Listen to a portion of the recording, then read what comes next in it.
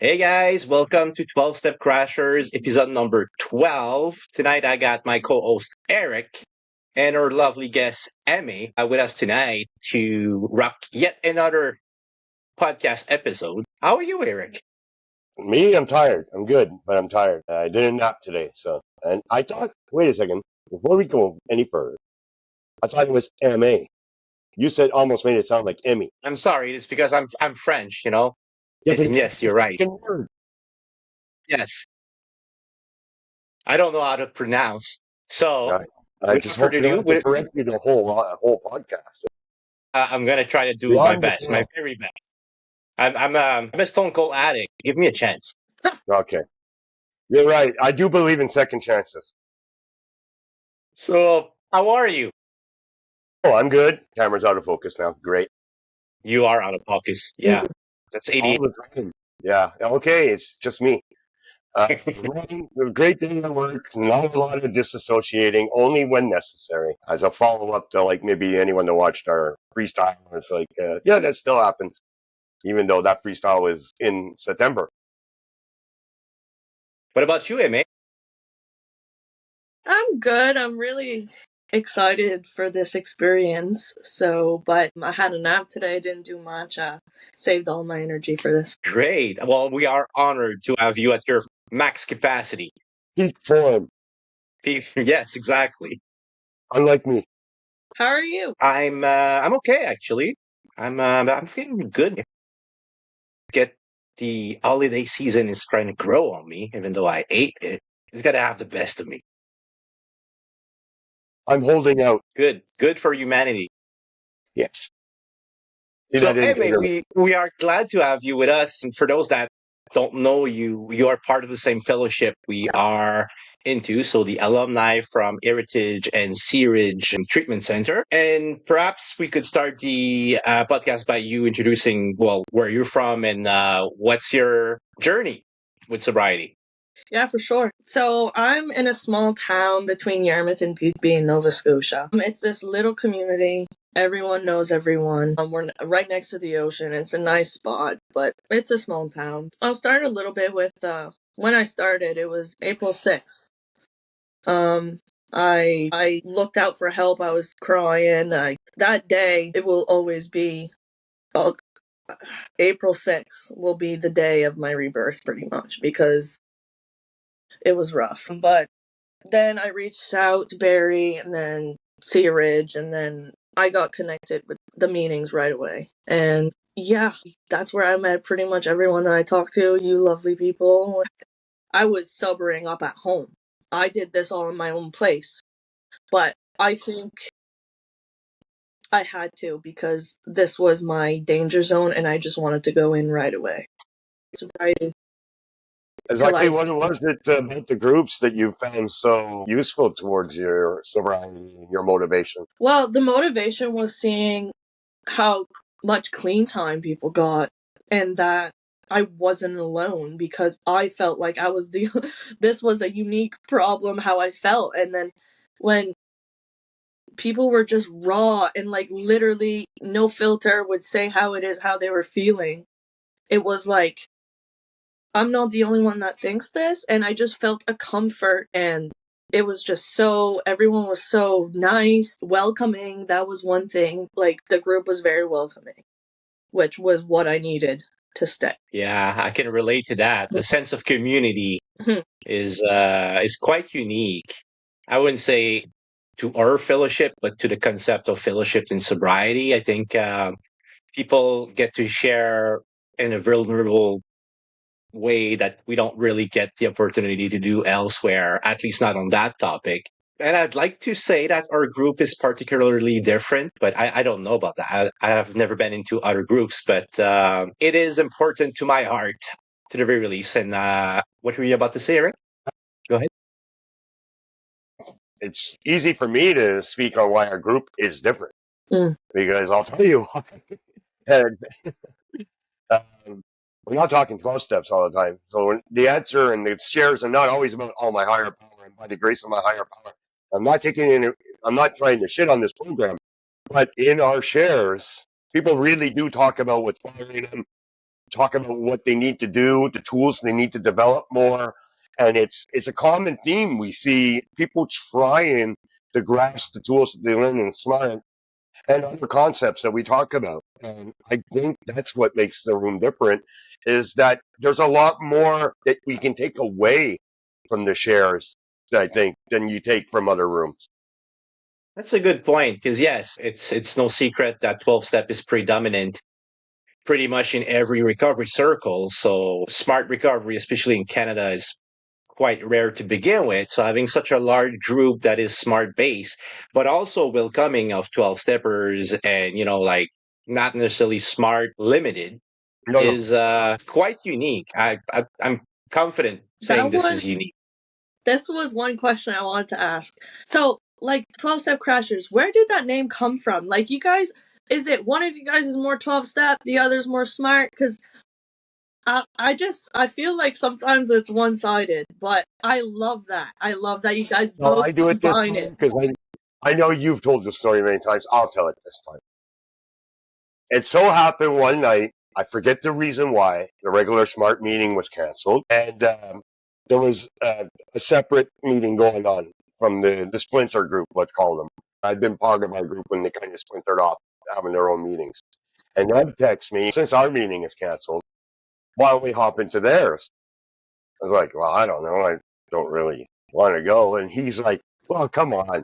We fit in everywhere we go. I mean, and he talked me into it. He said, we're going to have something to share that's relevant. I was like, you know what? All right. Okay. I know the people in there anyways. Right. So, okay. So we went and we get in there. And the topic was acceptance, which is the easiest one for me and him to share on.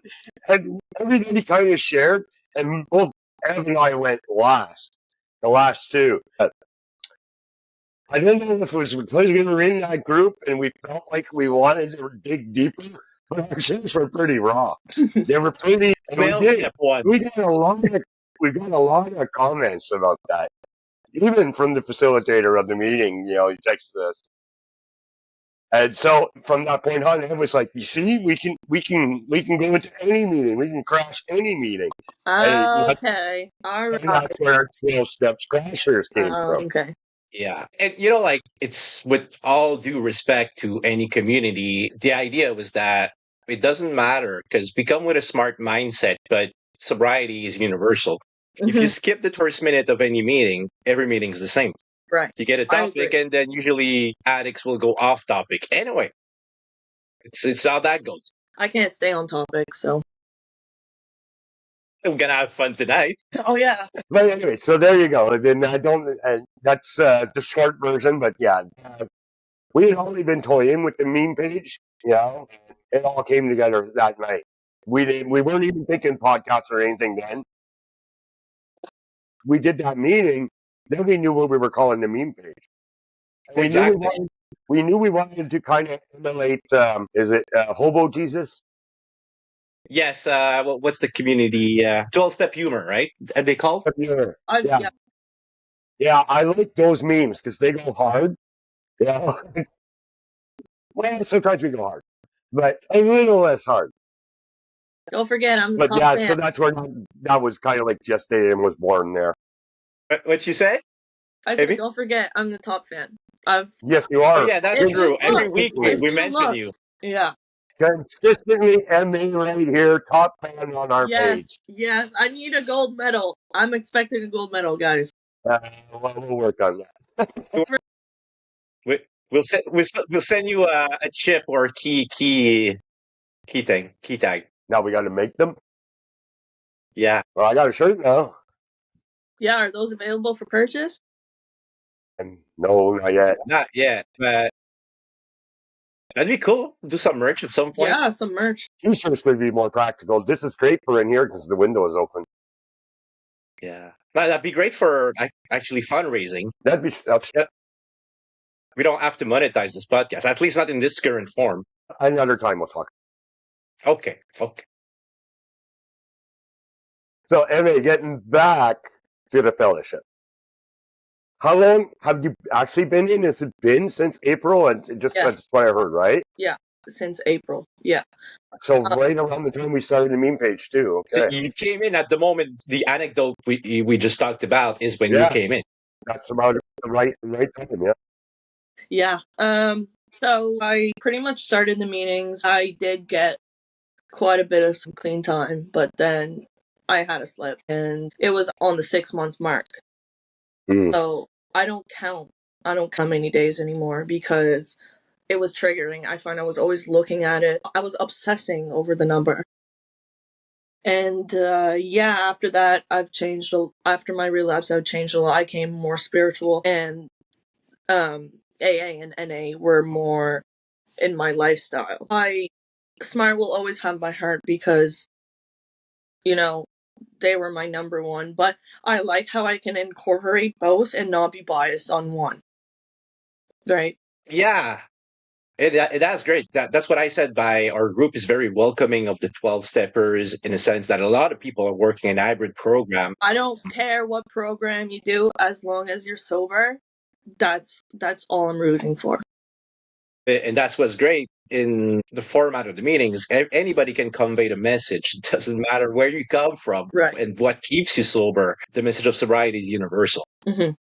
Exactly. Well, we do have a lot of people that blend because we don't want it to be like, what's the word I'm looking for? Monolithic, maybe, or our podcast, Mm-hmm. So you did talk about your slight relapse at Mm-hmm. the 6-month mark. I find that interesting because we've Milestone. been in the room for a while and we've seen these. To me, 6 and 9 months seems to be very big. I Entry. don't know what it is. Do you have a theory on that, Ev? They do. I think it's the cells like in your bone marrow they reset, or like all your cells like regenerate. They all regenerate on the 6. It's either 6 or 9. I'm not very sure, but don't count me on that. It might not be true, but from what I've heard. There's truth to that, the physiological aspect of it. But yeah, my theory on this, and Eric, you know it quite well, is that there's a reason why neither you or I ever counted a single day. I always miss my monthly date because I don't look forward to it. Yeah. In a sense that when I made the conscious decision that I'm never going to use again, time is not really important to that equation because every morning I make that decision, consciously or not, that I'm not using, that I can make a different decision any day. It has to be on the 6-month mark. I when I crossed my 6-month mark, I didn't even notice it. Yeah. I was maybe 7 months clean when I passed my 6 months. Well, my sponsor has my dates all written down. So, Mm-hmm. yeah, because I was finding it wasn't getting me nowhere. So I've been doing a lot better since I don't count. Right. So you have somebody else that keep count of these days for you, so it's not on your mind all the time. Mm-hmm. Right, because for medical reasons, also they need to know sometimes. So I have all those dates. Unless I need them, they're hidden. Yeah, Interesting. So I don't assess over the dates either. It was only when I got to the 1 year mark that I started to look at it because I knew it was there. Mm. And that week leading up to it, I started to obsess a bit on it without trying to obsess on it. Right. Which didn't work, right? When you're trying not to obsess over it, you obsess over it. That's it. But I have to say I'm glad that it's gone by in a way because it kind of feels like now it's gone now. And I'm much like Eric. I wake up and I do my gratitude. Yeah, I don't really wake up and go, I'm not picking up today. I don't have to. That's really not one of mine. I'm lucky in that sense that I don't ever really, it doesn't really, I remind myself all the time that I'm an addict or an alcoholic, but I don't get thoughts like that, right? So it's as the day progresses that maybe it'll occur to me. And it's hard not to when you're doing memes all day, right? So I started doing my gratitudes actually after my relapse. So that's a good thing to talk about. I honestly I thought they were stupid. I was like, what write 3 simple things. And I was like, okay. And then after a week of doing it, I was like, the proof is in the pudding. I was doing a lot better. My mood was better. And like just simple as being more grateful for the things I have that I kind of forget about. Yeah, truth of the matter is, there's so much more reason, and it's easier to find reasons to complain than it is to actually be grateful. Because yes, life remains awful, even though we have things to be grateful for. But it changed the perspective we have on what we can appreciate in the moment. That's right. Well, and don't forget, things that come up, they're hitting us, right? They're coming at us. Things that we should be grateful for, we probably have had for a long time, and then we take for granted sometimes. Oh So yes, you have to look at it that way, right? There's psychology in play there, right? What you're feeling at the moment, what's hitting you at the moment, or coming at you fast at the moment. Oh, that's just life, and that's like the practice that you're doing now with the gratitudes. It's a good way to, to reset it a little bit and just like get some equilibrium in there. I was, it's just like you guys were saying, like I was just complaining a lot and complaining a lot. And so he said, just try gratitude, see how it works. And I was like, yeah, okay. And then I tried it, and yeah, it does help. I find I write more like grateful things, like of like my senses. I usually really, at least one of my senses, smell, touch, feel, anyway, the five senses. That's usually what I write at least once. One thing. interesting. Yeah, I guess Well, my mine kitties is too. every morning mine is the same.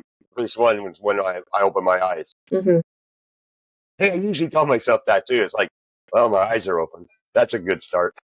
I'll Confirmation that usually I'm alive. Yeah. say coffee too. Coffee's Smell, taste, feel, all the senses are involved in the coffee. You can hear Mm-hmm. it pouring. Exactly.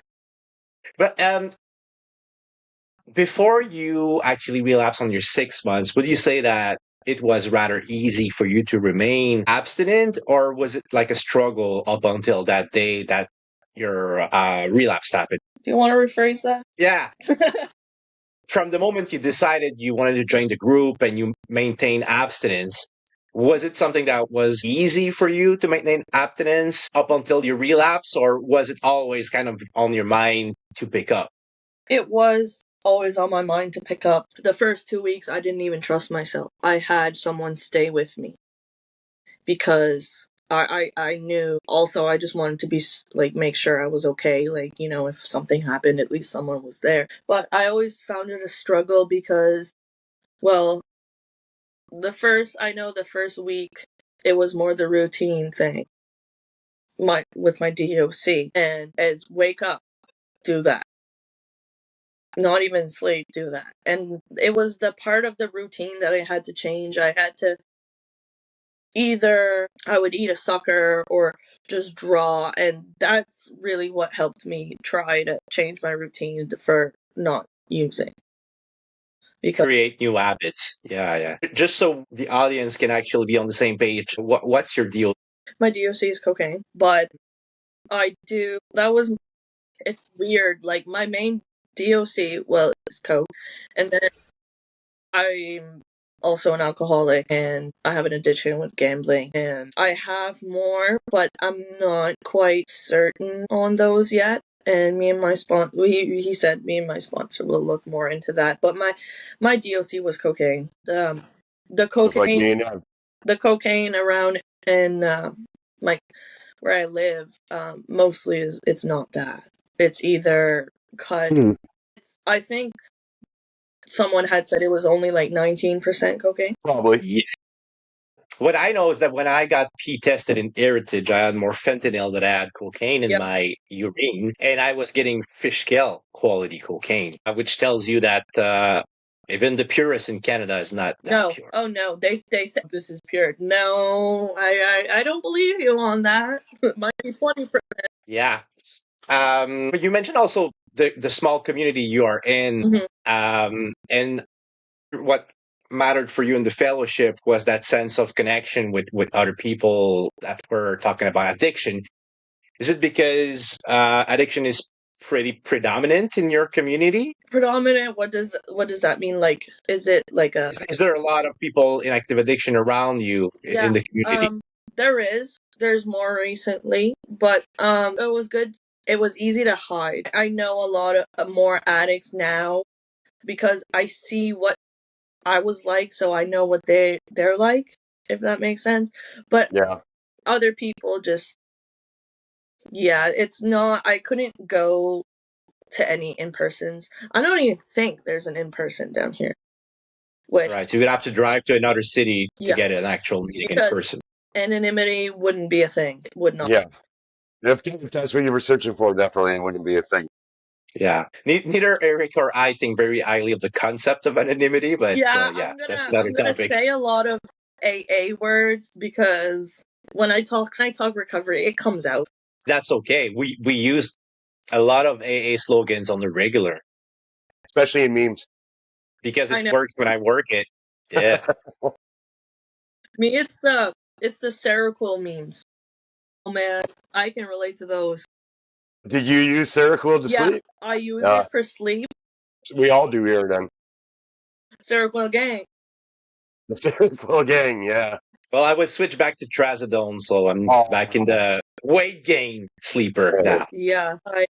Screw you then. Nobody wants you. Did you get that fog in the morning? Like, I don't know how heavy you have to take it. Like, how long does it take you to get out of that fog? It's weird. If I have an alarm, usually it takes me half an hour. But if I wake up on my own, it's hard. Like, I don't wake up and get up. I wake up, fall back asleep. Wake up, fall back asleep. Hit my vape, fall back asleep. So usually if there's not an alarm, probably half an hour. Like, it takes me. I usually, after my coffee and smoke, I'm good to talk to. But before that, I can't even do 1 + 1. Like, it's. Yeah, I have to be very careful answering memes in the morning when I wake up. Or text messages. Or answering chats as well. Text yes, messages, that too. yeah. I'd wake up and I'd send people random, like, I'd type and fall asleep, and they were like, "What's that?" And I'm like, I don't know. I have no idea what that message meant, but I was thinking of you vaguely. I was thinking of you. I couldn't get a thought out. I think I was, anyways. Yeah. It depends, right? And for me, it always depends on how late I take it because my hour to get up doesn't change. So if I take it half an hour later than I should, it really fucks my morning pretty good. It works on me for the first hour and a half at work. It's like, I have to pull my head out of my ass. Mm-hmm. It's like I'm awake, my body is awake, but my brain is not keeping up. It's functioning. I can do my work, but that's as much as I can give you. I literally, and I've said this on the podcast before, when those mornings happen, the guys I'm working with, I look at them sometimes. I just like, I'm doing my work, and I look up and I go, "Don't fucking talk to me." And I put my head down and keep working. And they know I'm telling the truth. Yeah, don't talk to me unless you want me to really shit on you, because I gave you a warning. But that's just me. Maybe that's the type of character defect that could be improved. I'm just saying. No such thing as character defects. What? We just had this argument. This is the argument. Yes, that's why I'm really bringing it up. Maybe you could improve your fucking behaviors. Maybe I like those behaviors. This is a good excuse to vent. That's honest. See, and it's not a character defect. It's, what would I call it? I don't know. I like it. I use it quite a bit now. It keeps people on their toes on just the right days. So it's assertiveness? Well, especially after I explained to them that Seroquel, was used it's an antipsychotic. That keeps them on their toes too. With me. That's exactly what I wanted to plant in their head. See, this is why I do memes. This is my sense of humor at work. I find it funny. Nobody else does. But anyways, fuck them. Back to Aimee. Tough fan. I'm just being a referee. Well, we didn't bring you to be a referee. Now we're filming this during the month of December. So for this holiday, I do have a stepbrother. He's not in my life very much, but I do see him around the holidays, and I'm planning to cook and have my brother and my mom over. But I'm really bad for canceling plans last minute, and I'm scared I'm gonna do that and just isolate. But that's the plan I have in mind right now, and that's the plan I've had for a couple of weeks. Let's just hope it falls through. And then for my birthday, yeah, because it's like Christmas, my birthday, New Year's. So it's like the 3 biggest holidays back to back. So for Christmas, I planned that. For my birthday, I plan to go to Pizza Delight for a free meal. Oh, And Nice. my mom has 8 sisters, so I invited most of them to come have some dinner with me. And then New Year's, I'm not sure about that yet. But for a lot of people, that the concept of resolution is like, oh, new year, new me. Mm. It doesn't age well usually. Like, okay, 10 It's days never into the planned. year, there's no new behavior or new habits that have been formed. yeah. I did my New Year, New Me in the month of July. So, Yeah, right? you really have to mean it. Usually on January 1st, it's not the time when you mean it. Yeah, I don't think so. But I'm going to hit the gym. Yeah, for sure. Oh, it's like an yeah, it's I've like never done addicts. it like It's what like we're an doing. addict saying they're not going to pick up. Exactly. Like It's wishful if you thinking. want, Yeah. to change something, it's going to take more than just a day to change. Like you can't just be like, oh well, I'm going to do this January 1st. You got to prep. You can't. No. Yeah, usually well, we know this from Smart, right? There's contemplation, Right. contemplation, and there's planning and then action, right? Yeah. The cycle of change applies to any decision or life Exactly. change you want to make. Yeah. That cycle, I know the contemplation stage is the hardest one for me. Usually when I start contemplating, I know I'm in the danger zone already. You recognize your red flags all the time now? Mm-hmm. Yeah. I'm learning them. Like before I used to let the contemplation stage go farther. But now when I just get the thought I could do this, I shut it down immediately because then I keep going, well, this would work. And then where am I gonna go? Right? If I keep going down, I sometimes I like the contemplation. If I get that far, I give up and I just use. I wouldn't even try to stop myself. After that certain point, no. But I've learned to just not to get to that stage, distract myself immediately. Immediately need to change. Yeah. And And dispute not the isolate. irrational belief, right? You believe, oh, I can do it and it's not going to be that bad Right? or Oh, nobody will know. mm-hmm. What am I going to tell my sponsor? Am I going to go to the meeting? Like, the timing, everything. That sounds like a lot of planning already. Yeah, Yep. that should be a Usually big red flag. it is. Yep. You don't then don't forget, don't isolate during those periods. I have Even a if you really don't, even if you don't rat yourself out, it's important maybe to get into meetings during that period isolation is a very danger zone for me also. for everyone, for all of us. This is how we all got here. I like my isolation, but it's like I'm noticing actually right now I am, and I'm okay to talk about this. I am in like that isolate. I notice I'm isolating. I notice usually when I take rest days, I'll only take one rest day, but it's like the third rest day, and I'm like, I'm seeing the signs, and I'm doing everything in the best of my ability not to. But I think it's the holidays and everything that's going on with me. And there is a difference between isolating and self care. And I know you're probably practicing really mostly self care. You're also probably wary of people, places, and things type of things, Right. triggers and that, right? So this is maybe, I know you're thinking about it. I'm glad you're thinking about red flags and that, but sometimes don't overthink it to the point of obsession. You might be just practicing very, very careful boundaries at this That's moment what too, right? that's what I Yeah. my fellowship was saying, like, this is your safe, maybe this is the best option for you, because if you don't stay home you're gonna do the other thing, so maybe But staying. you just said these next three big things that are coming in this month, right? Basically. And you're naturally wary of it. So, it's going, right? It's in there. It's not just back of mind, it's front of No, mind. yeah, and especially since it's coming closer and closer, like I think there's 10 days till Christmas. Something like that. Yeah. We're not counting. Less than that. We're not counting. Yeah, not a holiday I don't care about. Make sure you do your shopping because you don't have much time left. Yeah, whatever. Gift cards are my best friend, Smart. because then you don't have to think of what they want, they decide what they want. But sometimes I find it's not sentimental if you just give that. Yeah. The art of giving is assessing other people's need. or desires. Oh, I like doing that one. Yeah, we're good at that. Addicts are good at that. Oh, I'm very good at that. I was the best at giving gifts. You said buying peace? Did you say buying peace or Gifts. I was giving the gifts? best at buying gifts, not Yeah, peace. I'm not kidding. Yeah. No, no. I was very attuned. It was almost like Christmas time was the one time I get to actually exercise that empathy or that emphatic kind of empath thinking I have, and I would use it at Christmas. And for me, much of that is gone now. All the people I did that for are dead. So now Christmas means virtually nothing to me, That's sad. which it's been a lot of fun to be a facilitator during these times. You give, yeah. I'm a bit like you, Yeah. Aimee, because my birthday is on December 19th, so I'm just before little baby Jesus, and I resent the guy for that Oh, me because too. he stole Okay, my I Me birthday too. forever. He stole the show. He stole the show. Yeah, And what did he do? Really? It was only like 3 days. So let's 3 days. let's not. And in he a was few just hours, born. Let's not we do that suffered because more. I'm We Catholic. suffered more.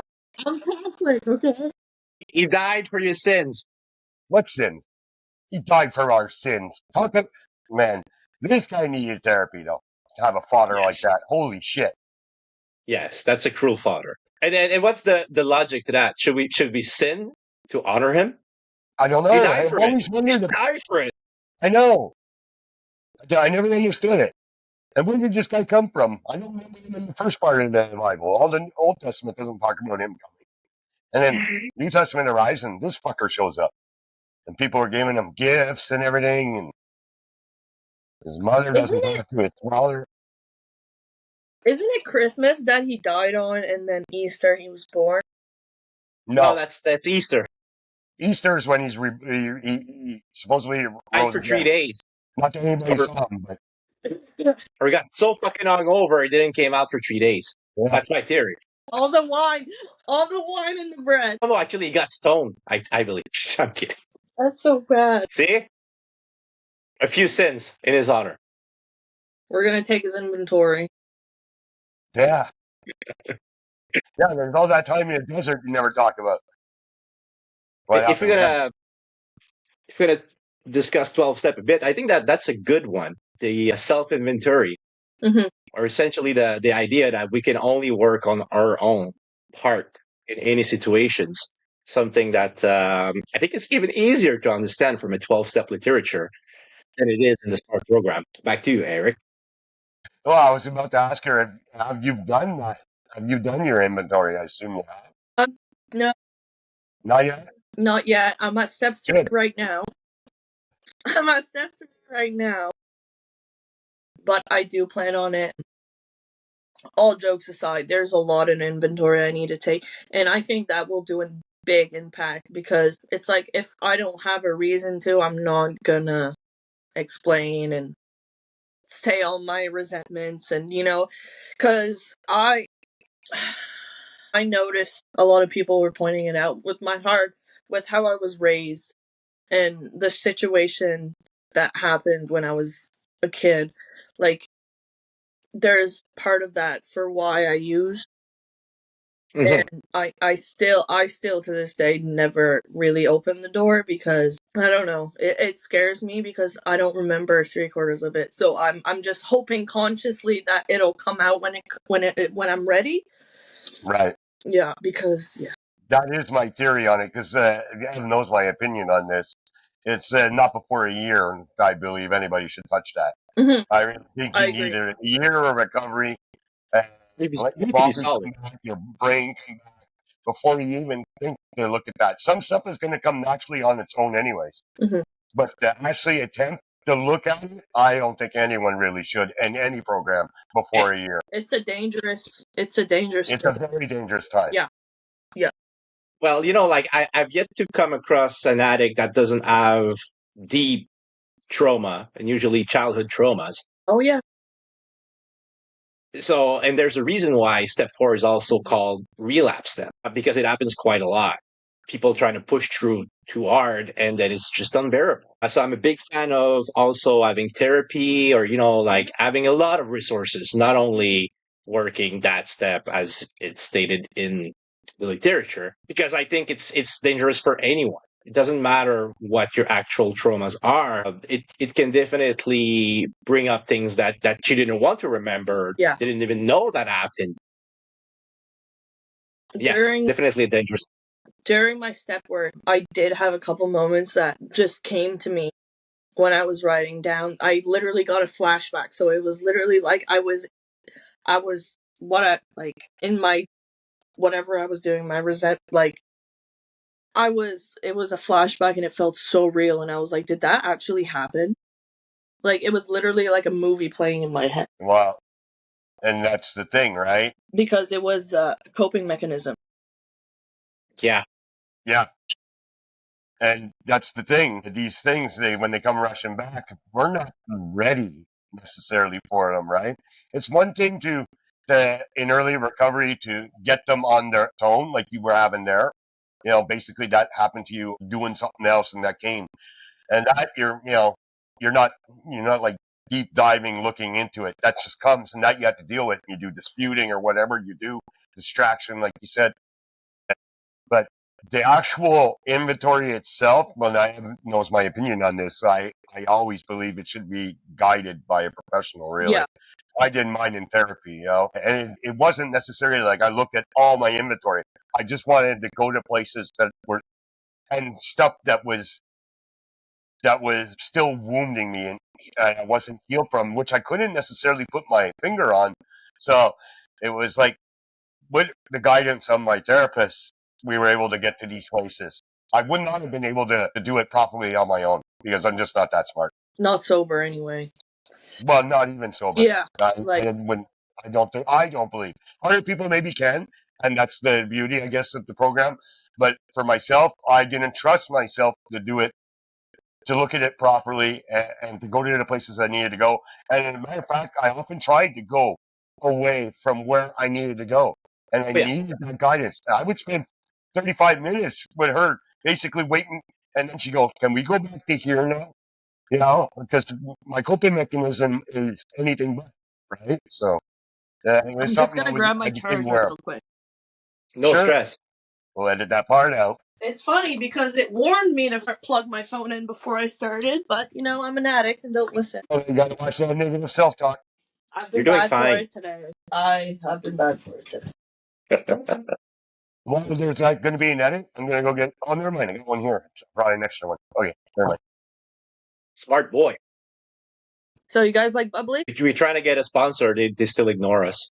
So yeah, we like. You have not reached out. We have not reached out though. I can't. Hey, we're a couple of addicts. Would you like to sponsor us? Yeah. We have no real audience, but we. I can't drink it. It's just like has static. It tastes like static. It what? It tastes like static to me. Static. You can taste static? Wow, you do have special gifts. Yeah. You've never heard someone say that? It tastes like static? No? Maybe it's just around here. It must be a regional thing. Now we learned something new. It must be an Look for it in a meme. It must be I'm going to use that in a meme just because I've never heard of it before. All right. Tastes like static. Yeah. Good one. So do you have a synonym? It tastes like not enough or stalled? What are you saying?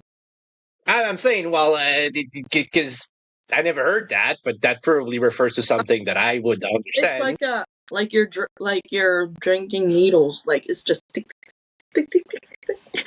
Well, I mean, it's carbonated. I don't. Yeah, you mean beer? That part. That's the thing. I was a big beer drinker. Yeah, me too. So I guess there's that in the fizz that I still appreciate. Yeah, I know it's not a good thing, but every once in a while I'll drink an energy drink. I love that too. Because it's a weird thing. Someone suggested it to me because like the stimuli in it kind of resembles there was probably speed or whatever in the Coke, so it kind of gave me that, I don't know what you would call it, just like a jump start. Yes, and at least for me, I was drinking a lot of energy drink in early recovery, and just like non-alcoholic beer, it got old pretty quick because it doesn't do what you actually trying to have it do. It's funny. See, I avoided that. I didn't bother with that. Because But did you drink energy drink before you got sober? The odd time. After I got sober, no. I think I had one. Really? Yeah. It was like, yeah, no, I'll just stick to coffee because I like the taste of coffee. Actually, I think it was the taste that really put me off, too. It's an artificial sweet that I just can't stand. I don't drink anything with artificial sweeteners either. And I drink my coffee with just milk, right? No sugar. So Right. You like it bitter. it's not bitter with the milk. It's bitter without the milk. I can drink it that way, too. You're suggesting I'm a bitter man. I know. No, I'm just saying you don't need sweeteners. That's just what I'm saying. That's right. I'm I not don't need implying any anything else. in my life. How?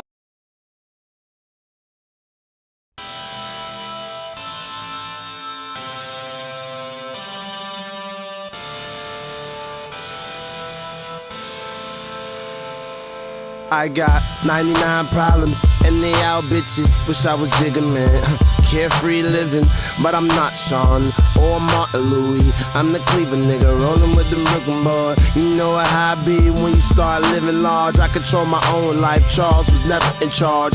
No sitcom can teach Scott about the drama or even explain the troubles that haunted my mom.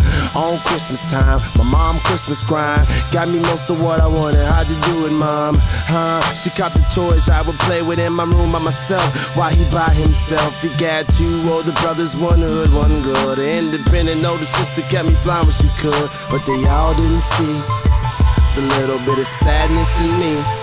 Scotty, I've got some issues that nobody can see, and all of these emotions are pouring out of me. I bring them to the life in you. It's only right. This is the soundtrack to my life. The soundtrack to my life. I'm super paranoid, like a sixth sense. Since my father died, I ain't been right since. And I tried to piece the puzzle of the universe. Split an eighth of shrooms just so I could see the universe. I try to think about myself as a sacrifice, just to show the kids they ain't the only ones who up at night. The moon will illuminate my room, and soon I'm consumed by my doom. Once upon a time, nobody gave a fuck. It's all said and done, and my cock's been sucked. So now I'm in the cut, alcohol in the womb. My heart's an open sore that I hope heals soon. I live in a cocoon opposite of Cancun, where it is never sunny, the dark side of the moon. So it's more than right, I try to shed some light on the man. Not many people of this planet understand. I've got some issues that nobody can see, and all of these emotions are pouring out of me. I bring them to the life in you. It's only right. This is the soundtrack to my life. The soundtrack to my life. It's close to going trying some coke, and a happy ending will be slitting my throat. Ignorance the cope, man. Ignorance is bliss. Ignorance is love, and I need that shit. If I never did show, then I'd probably be a myth. If I cared about the blog, then I'd probably be a jackass. Don't give a shit what people talking about, fam. Hate to shake my hand, but I keep the sanitizer on deck. Hope I really get to see 30. Wanna settle down, stop being so flirty. Most of the clean faces be the most dirty. I just need a thoroughbred cook when I'm hungry. Ass all chunky, brain is insanity. Only things that calm me down, pussy or some Cali treat. And I get both, never truly satisfied. I am happy, that's just the saddest lie. I've got some issues that nobody can see, and all of these emotions are pouring out of me. I bring them to the life in you. It's only right. This is the soundtrack to my life. The soundtrack to my life. To my life. To my life. To my life. To my life. To my life. Yeah. Yeah. Yeah, no, no. Yeah.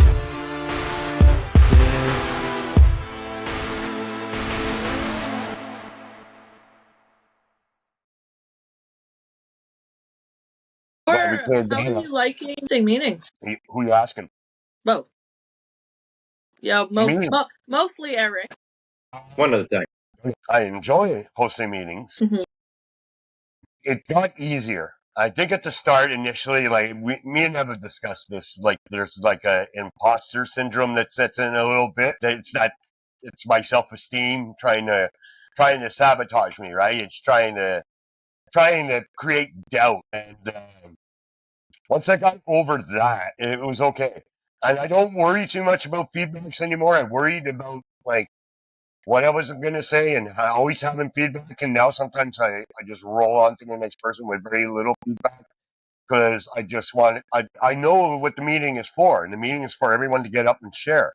Because really, if they put their hand up, they got something to say. So sometimes you don't need to give feedback, right? not everybody needs it. Like for myself, if I never would have received feedback, it wouldn't have bothered me. Maybe you should go to 12-step meeting, bro. I think you're set for a 12-step. It's just that I wasn't looking for anything, right? Yeah, you weren't I've often expecting. said, it's like an exorcism for me. I come here to expel this shit. It's like, well, I come with my verbal diarrhea, I spit it on the screen. And that's what I hope people do for me, right? In the meetings. Go ahead, man, spit your verbal diarrhea, get that fucking shit out of you.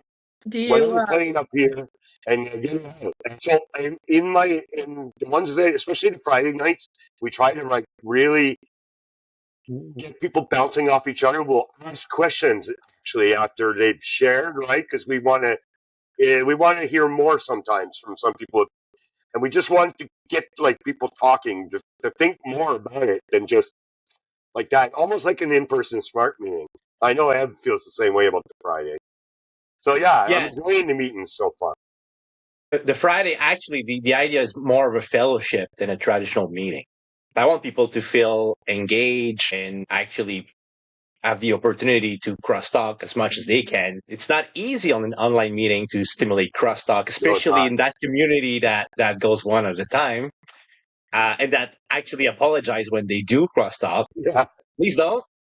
That's the point of it. As long as we stay on I statement, I think it elevates the discussion. And to answer real quick your question, I find myself enjoying facilitating groups much more than I thought I would, because I think it acts in a certain way my brain into going deeper in things that I would not necessarily share myself. But when somebody shares and then I relate it to my own story, keeping it at I statement, essentially, I've caught myself going to places where I never actually went on my own. I try to give feedback to somebody. That's I gotta say, very powerful. Yeah, I'm the same for me. I've revealed more about myself in my feedbacks probably than I have in some shares over a year, right? It's like I've gone to different areas of my mind because something they said I related to, and it's really weird how feedback and it works, right? You just want to give us a little bit of feedback and move along, but once you creaked open that door, now the horses in the barn decide to start running. And so when you allow yourself that space, it ends up you're like, here comes my verbal diarrhea again, right? And then when I'm done, I'm like, I hope I didn't talk too long. Do you find it's helping you guys in your recovery? Yeah. 100%. Because that's what I'm saying. It unlocks Mm-hmm. the way that I give feedback is actually replaces shares. Not that I don't go to other meetings where I actually just participate, but I guess when people are vulnerable and actually just seeking feedback, it brings something out of me naturally. Like, I want to be that vulnerable too. I want them to feel supported, understood. And even though we all have our different life story, there's definitely common points to all of our stories. It's rare that I don't relate in some ways to somebody in my room, even though they're talking about things I never heard of. Yeah. Yeah. Same. And the other thing is to see people when they're brutally honest and vulnerable and they're talking to you. That's really pretty humbling, actually. I'm sure it is. That moment is really. I know they're talking to a room, but when you're there, you're looking at the person and they're looking at you usually, and it's like it's hard not to be drawn in and not to empathize with them, and to really get like drawn in. You're things start to fire, right? You start to pick up on things that you did too, the same thing that they're talking about. And like Ev says, I don't have to attend. In my post-treatment plan, it wasn't that I was going to attend a lot of meetings anyways. So by facilitating, it actually gives me it's like I'm sharing all the time eventually. Because I share, like, sometimes it feels like I've shared 5 times in a night, you know, on different things, because it's never the same thing. I'm not, unless we're very tool oriented on that meeting, I could share 5 times in a night. So, yeah. When was the last meeting that was tool oriented anyway? Actually, just the last one was the FOMO. The FOMO was very much FOMO, which for me was like, I didn't have a lot to say on it. So that one was a bit hard. That one was a bit rough on me facilitating wise, because I had to relate to what they were saying. But in a lot of ways, I had to search for it because I don't feel the FOMO like the way they were describing it. Yeah, I get what you're saying. There's sometimes like some concept that people are exploring are very foreign to me. But I'd like to say that in my feedback in those moments, like I get maybe to perceive things in myself that I never actually just paid attention to. Because if I don't have, let's say, FOMO today, I definitely add it in active addiction. But back in active addiction. Yeah. Yeah, because going in sobriety, like the only time I kind of feel any type of FOMO is, and that probably is the night I need a meeting, is missing out on sobriety talk, right? It's like, and it's weird. I live in sobriety all day long with my memes. I'm making memes every day, right? So in my head, I know I'm joking about it, but I'm trying to find an angle all the time. So it puts my head into my space where I used to be in some ways, which I can live with. I can live in there, and it doesn't trigger me. And so I'm in sobriety now. But sometimes I'm in my head by doing that, right? And I Yeah, need to connection talk to is not somebody. always there, right? And It's that's not because you share memes and you comment on people on the internet. You may be very alone as you do so. yeah, well, no, I wouldn't go that far, but yes, there's a sense of like I'm not communicating, I'm not getting my social battery met, right? Which is important. It's important for all of us, I believe. You know, it's on the days we don't think we need it that we really should explore it. How do you feel about that? Do you get your social battery met? Because you talked about isolating it. Yeah, I forgot what I was going to say. Those brain farts. Doesn't matter because we can edit those out. Yeah, there won't be a pause here. So, like what'd you say? Like a social. What do you feel like?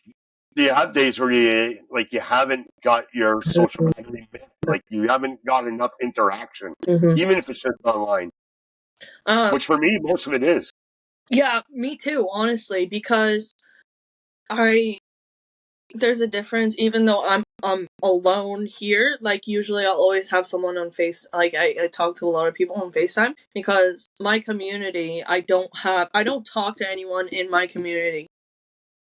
Okay. My age, I maybe one or two, but I can't. My social time is on FaceTime mostly, and even then, if I don't even FaceTime someone during the day, like I'll feel like, man, did I even talk? Like, hello, I'll talk to my cats or something. Like, they don't talk back yet. And well, that's good. It means Seroquel works.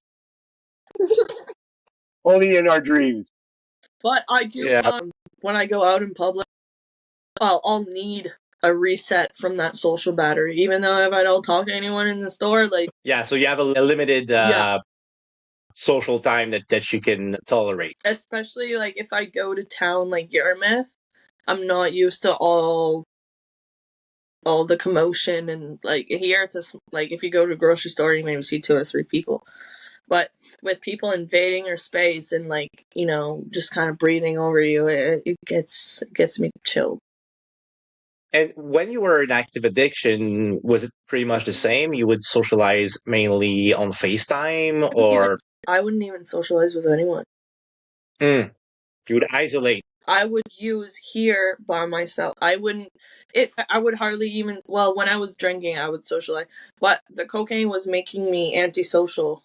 I just even going out my door would panic me enough. I would stay isolated. I wouldn't use with I wouldn't use with people, I'd just use by myself. And that's when I kind of knew it was a big problem, was when I was just doing it by myself. Yeah. I relate a lot.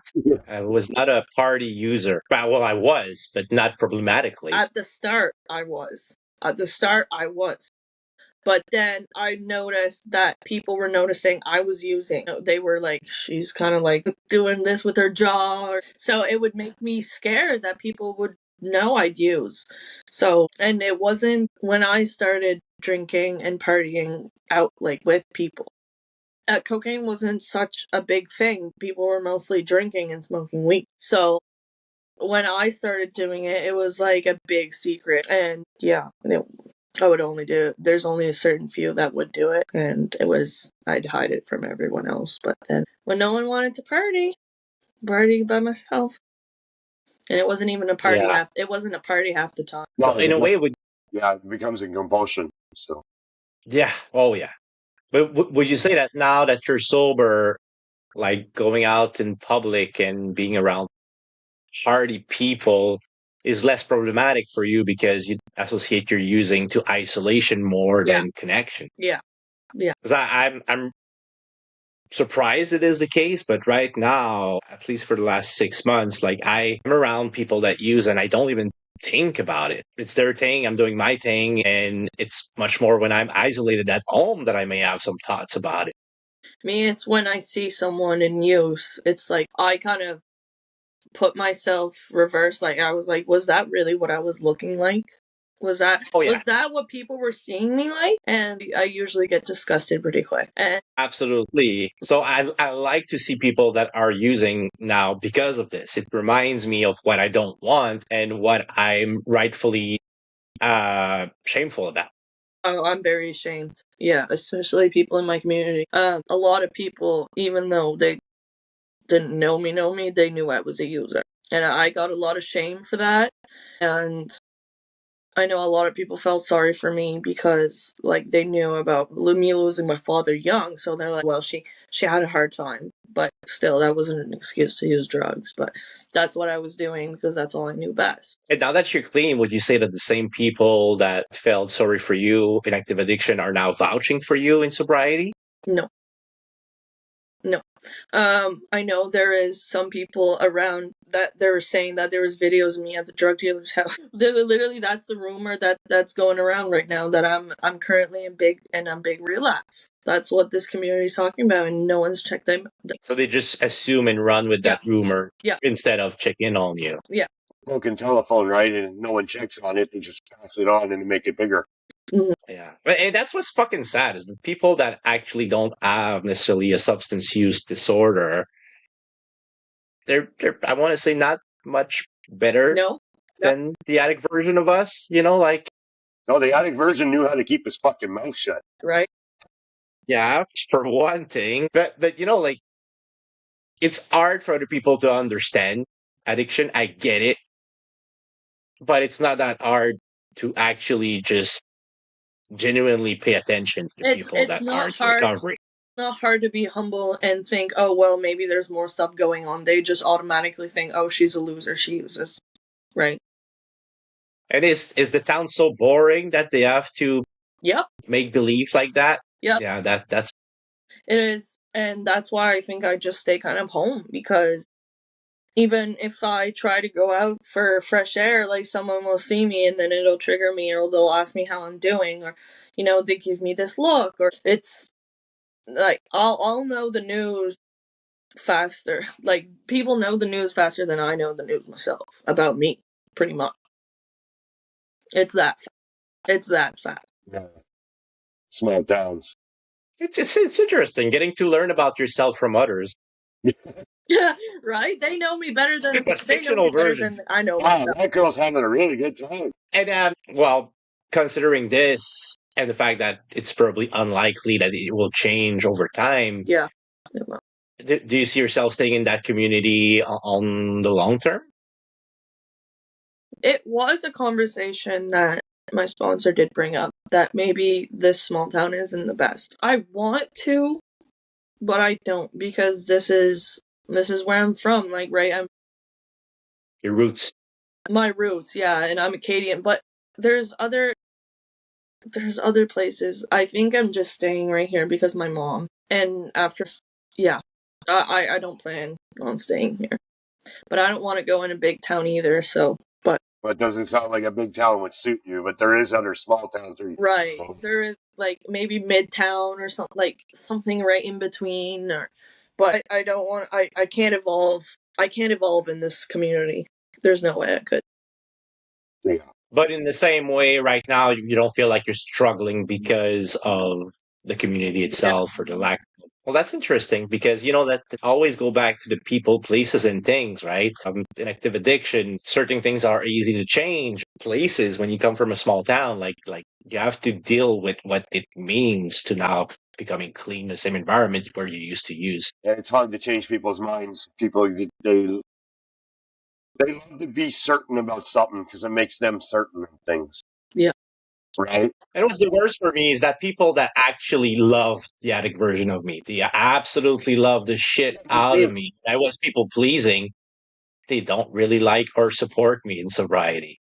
Like there's almost a 1-to-1 relationship to that. So it's tough because I feel like I'm perceived more of as an asshole, actually, since that I got sober because I have my boundaries and I do respect them.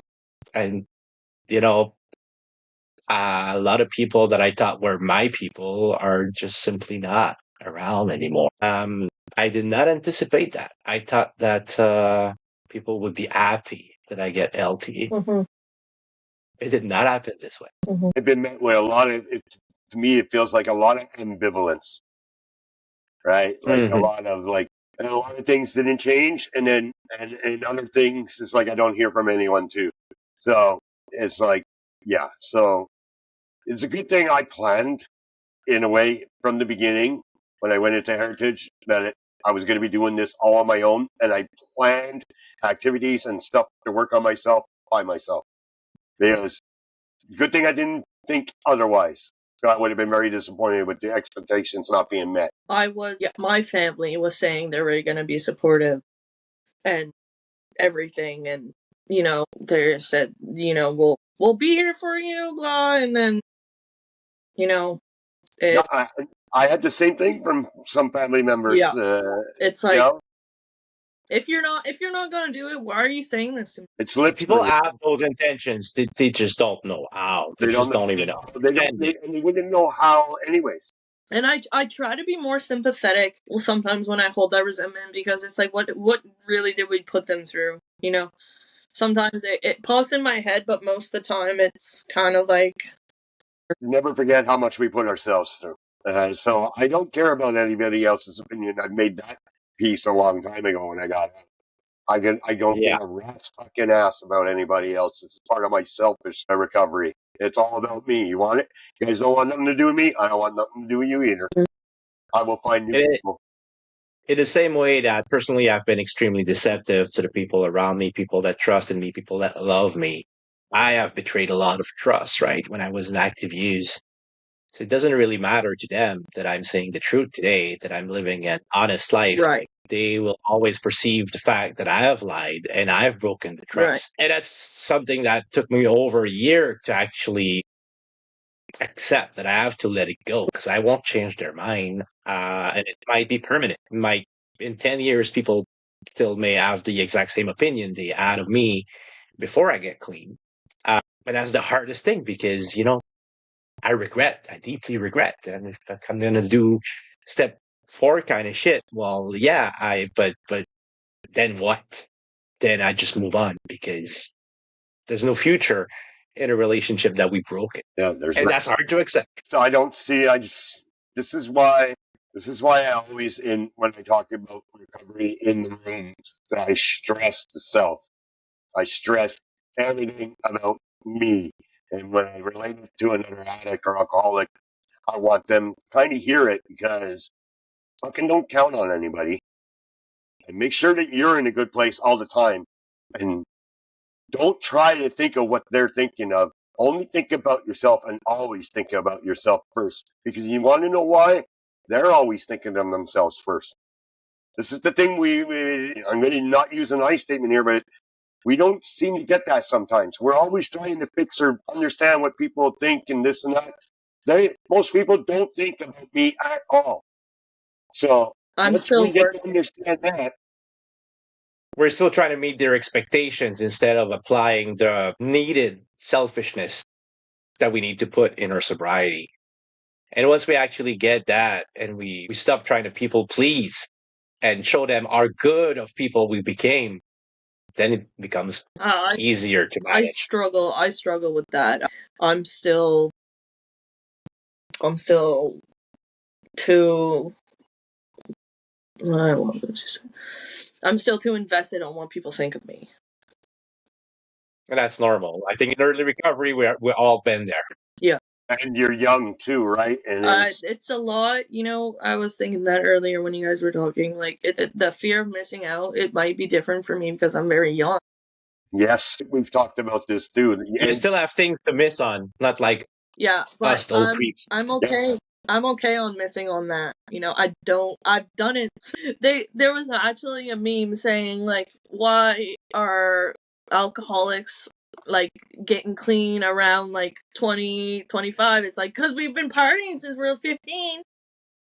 Yeah. But I'm You happy. just got clean at 25? I'm smarter than we are. Yeah, fucking right. I'm only gonna be 24 this month. This month? So I'm still a spring chicken, but no, I wouldn't take any of it back. When I'm older, I'm definitely gonna have a lot of experience on my hand. Well, and good on you because I wish I would have been that smart at your age. I didn't acknowledge I had a problem before I was 35. I didn't have a choice. If I wouldn't have been kept living if I didn't change when I did. At least you have that It awareness. became unsustainable at an early age, basically. And what I'd say, it probably only took me 2 years after I first tried it. 2 years after that, I was in full-blown addiction. It didn't take me long. It didn't take me long at all. Right. And everyone's different when it comes to that. Some people, when they first touch it, it's everything, and for others, it's a natural, slow progression. I couldn't even smoke weed. Like, I could just do coke. People were like, "How can you do coke and not smoke weed?" And I'm like, I don't know. I'm scared. I'm scared of the trip out when I get stoned, but I can snort a whole gram and be fine. Yeah, I didn't want any weed. Oh, I relate with that so much. Weed interferes It's with the brains. What the fuck is wrong with these people, man? Yeah. I know exactly. I remember exactly why I didn't. And since we all have a pretty solid history with cocaine, personally, the reason why I think, anyway, I was late because I did cocaine since I was, 16? Me too. Right? But it became a problem at 35 in my basement working during COVID because I was using cocaine not to feel. I was using cocaine to accept things that were not acceptable, work harder than I normally could. I was trying to do more than I was capable of. And for some time it did work, or endure upset that normally I would have to address, but I can ignore those upsets now because I don't feel them. So I don't really care. And sadly as well, accepting behaviors of myself that were really transgressing my core values because, again, I didn't feel anything. Cocaine is insidious for this because, well, that connection and that feeling of being loved is impossible, at least for me, in the depth of my addiction. Yeah. Like, I was unable to feel anything. Especially if you hate me, I don't really care because I don't feel it. People around me did suffer a lot from that, but so did I. And I kind of feel like you Eric, when you mentioned, right, what you had to endure in your marriage and the reason why you were using in the maintenance or whatever, kind of relates to the same concept. Different maintenance stages, right? And different flirtations with different drugs. Cocaine was the mainstay, though. Kept coming back to it. But I forget where I was going with that. But my full-blown addiction was those last 5 years, right? So it took me a long time to get to point of no return. You had a good 50-year run. That's good. Yeah, really. I know. I'm gonna put it on the wall. Mark that down. Yeah, but forget there was something that came up before. I wanted to say something about it. Now I forget. Yeah, but you're right. I did use it to stay in place, right? For me, it was to stay in place. So if I couldn't leave the situation, then I was going to be in the situation with what I used as my coping tool, right? Yeah. And it was So a coping tool, right? It was a way to keep my mouth shut and to keep drinking, so I didn't say anything I needed to address, and rinse, repeat, do it again tomorrow. And fight, flee, or freeze. exactly, Cocaine is freeze. yeah. And it was easy for me, right? Remember, I told you there was a long period where I wasn't paying for it, so it wasn't costing me anything, right? So there was a trade involved that really helped me along the way too. So Well, it also helps making it a full-blown addiction. The fact I'm not paying for it. actually, that first time during that period, that was when I got sober after that, and then I did my maintenance program. The special maintenance program. Yeah. No, we don't talk about much on here. Well, we can talk about your My speed and days, ecstasy usage. It's not. It's called addiction, but anyways. But not quite I was a very different addict compared to other people that were using it. That's for sure. Because Yes, that I do agree. not many people just lick the ecstasy and go, "Well, I'm good for the next few hours." Yeah. Most people actually, but no, it's not to say I didn't swallow ecstasy. I mean, there was days where I would do just like, I'll just lick it. That was kicks in. Oh, that's good. I'm all right. I don't need any more than this. It was always the way I maintained and managed to do. That's why I never went broke, right? Everything was an incredible neurodivergent way of doing drugs, is the way I would explain it. Yeah. Everything, even speeds. And, it was the same thing. Speeds never start with full speed because if it's a new batch, I don't know it, right? So I always break it into four, try to quarter. I was never in a hurry. The weird thing about my thing with drugs was once I had it in hand, then I wasn't in a hurry. You know what I mean? It was just the fact I need to have it in hand. I can go put it away for a while and come back to it later that night. Yeah. Me, it was always simply I had to have some. That was always in my mind. But it was not the case with alcohol, especially not in the end. None of that was the case in the end. In the end, I needed it all. I needed to do it all when it went together. But right into my late 40s, it was all part of this weird way of, sometimes it was for partying, sometimes it was maintenance at work, like speed, whatever. It's not a way to live. It's chemically induced bionics, right? But I mean, But the difference between full-blown addiction and what you're describing is it's sustainable, right? At least for some time, you can live a longest time normal life but doing so. The thing is, I never really lived sober, right? That's the thing. So, but you're Irish, so that's normal. Yes, but the thing, what I mean by that, though, clean, sober, whatever you want to call it, there was always escape. There was always some form of escape when I needed it. It was there. So I was always escaping. That's why in recovery, I've been very hard, like, this is recovery for real this time with nothing, right? Okay, caffeine and cigarettes, that's as far as I'll go. There's no energy. We talked about energy drinks. I don't touch them either, right? Same thing for painkillers. Only if I really have fucking pain, and which is very rare. I've used Tylenol a couple of times in a year.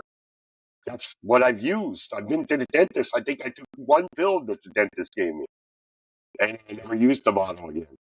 So, and this is weird. I never was that. I get my mindset on what works for me, and I will only do that. That's how I never fell into heroin. That's how I never fell into other types of drugs, I assume. Because once my brain, it's much like when I decided to get clean and sober, once my brain makes that decision or believes, it's a belief.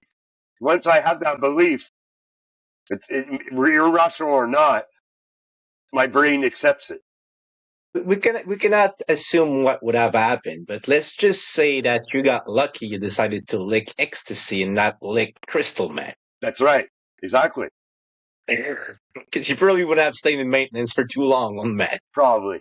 Although, if I could ever find it, I had a photo when I was on speed, and the first year on speed, I wasn't maintaining it right. It took me a while to find the balance. Now, this is really weird. It was only once I got a photo taken by a friend, and they showed me the photo that I saw. I'm looking in the mirror every day, and I don't see it. But you look on the photo, and I go, that doesn't look like me. Mm. And then I pulled back. And I started. I say, I gotta stop just eating yogurt and peanut butter toast because I'm wasting away here. And then I literally started making sure I was eating chicken and stuff, right? Because I wouldn't eat any fast food, and I gained weight back. But I mean, it's so weird how you block it out, but this is how I was. But I was able to pull back. Mm. Don't ask me why. That's why. When the full-on addiction came with the alcohol at the end, that's why I have such acceptance of it. It's because there was no pulling back anymore. And me, that was so good at always pulling back at some point. So you were cognizant that you lost all sort of control that you used to maintain for your entire life. I know the genie's out of the bottle, and I know I can't go there again because I won't come back. That's why for me, relapse is not an option. Yeah, I will die. Pretty much. For that. My heart will explode after a weekend of cocaine, I'm sure. Probably. And that's discounting the fact that I'm pretty sure I died a couple of times in my active addiction. There's hours that elapse that I cannot explain. So, heading out to probably the end of this podcast. That was a great discussion, actually. Honestly, it did go pretty well. I like that. It did go well. It was a mixture of just having a conversation like we would have some at a tea party or something. And that's essentially. I did too. Yeah, well, we're not Acadian, that's why. That's true. But in all seriousness, like we try to keep this discussion as casual as possible because we're all one and the same. There's nobody in this room that know more than anybody else, right? We're just trying to figure it out. And the whole concept of the podcast is early recovery. We expect to know more when we're gonna end this podcast than when we started it, but that's about it. Exactly. And you'll be able to. This will be a nice benchmark too, I think, because ask Ev. Like I go back and look at my early episodes, and there's a lot of shit that I'm just spewing. That's just anger and me working shit out in my head. And a lot of my views and perspective has changed since then. Do I regret them? Not at all. Because that's what I was thinking at the time. But it's good to go back and look at it and see where I am now. I'll probably watch this video and cringe. Maybe, but then just come back and we'll do better next time. Yeah, I was thinking about coming back already. I think, yep. We'll get you up I like again. that. Oh yeah. We want to do return ones with a few people. So it's the note to progression as well, right? I'll probably do better next time because I know what to expect. As you say, it's the conversation. You want to close with though, Aimee? Do you have maybe just a gratitude or something? Yeah, gratitude. That's a good idea. What are you grateful for today? She's thinking really hard. I am. I'm grateful that all the addicts I know did have an addiction because I feel I wouldn't have had that connection with them. Does that make sense? Yes, I know what you mean. I've talked about it before. I'm a better person. That's what I'm grateful for. I'm grateful for what everyone's went through because it helps me. And I love seeing people grow and being better and staying sober because as an addict myself, I know how hard it is. And that's what I'm grateful for is people pulled through. All the people that pulled through. Yep. You want to see that. You want to see what you want, right? And it's good to see it in other people, and it reinforces you. Yeah. And it's the first time I heard it this way, Aimee, because I often say that I'm glad I was an addict because it got me where I am. But I like how you put it that people you got to meet because they were in active addiction, just like you. Exactly. Grateful for that as well. I like that. I don't like the way I explained it. It's all right. I don't want people to think, oh, I'm thankful you went through misery. Yeah. Ask me say that. And when I talk about it, my recovery, I talk about that. I'm glad I did. Yes. If Well, I it's didn't go one thing through to it, talk about where would I yourself. be? And even at that, right, in rooms, I remember some people got so cringed by the fact, yeah, I'm glad that I'm an addict. You mean you're glad that you're a recovering addict? No. Do I Yes, even, that, but that's not what I'm talking when about. they say that, I was like, no, motherfucker. Did I stutter? I mean, I said I'm glad I'm an addict. If he's watching, sorry, motherfucker. I'll edit that out. Don't you worry. Why? I love it when we swear. This is not PG. Okay. Because you just call somebody a motherfucker. I'm not sure who If you're they talking know to, though. who they are, well, then they have a All right. I'm done with you, man. Oh, it's past my bedtime. Me too. Oh my god. Even though I napped today, I'm gonna sleep like a dream. That's good. All right. Thanks you both for being with me tonight. It was a great discussion. And happy holidays, Yes. both of you. Thanks. Stay safe. And top fan right here, folks. Top fan, Aimee. Right Yes. here on No. the screen over here. It's true though, like every time I'm still amazed. Like sometimes I'll go through phases and I won't like so many posts, but I'll still end up on the top page, and you know, it makes me feel good. Facebook that does the algorithm, so they say you are. Well, we ain't hating Facebook. Well, thanks for your love and devotion as a For fan. sure. I always will be. I love it. All right. Good night, guys. All right. Good night. 12-step crashers. Check out the page. Where's the stuff fucking about that?